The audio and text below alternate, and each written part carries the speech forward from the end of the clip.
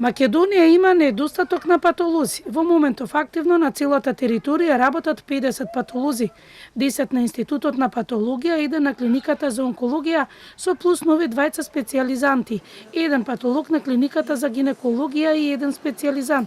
Една од причините за чекање на резултати подолги од 1 месец е токму дефицитот на овој кадар, но и специфичноста на работата.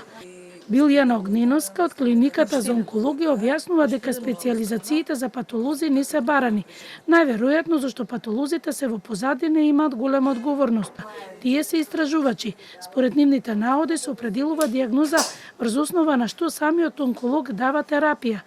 Дел од испратените материјали бараат повеќе од 2 недели испитување. Не е се во брзината, затоа што брзината некогаш води и до грешки. А кај нас, на жал, грешките се неприфатливи, затоа што страда пациентот. Ето како еден цел таков облик, затоа и патологијата не е толку привлечна.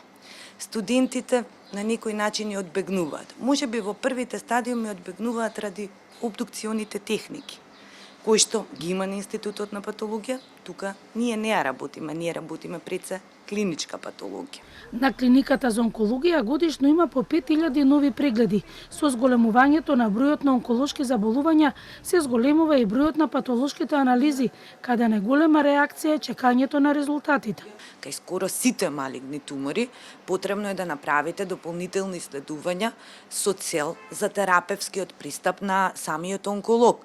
А кај некои пациенти се потребни молекуларни исследувања кои исто така бараат време и внимание, кои што се светуваат на Институтот за патологија и фармацевскиот факултет, кои што може да траат и 10, 15, 20 дена, затоа што сепак ние мора да заклучиме дека не сме богата земја, па секој примерок да го пуштаме, туку тој во светот се собираат заедно примероци од 10 до 20 и тогаш се пуштаат во ран на апаратот.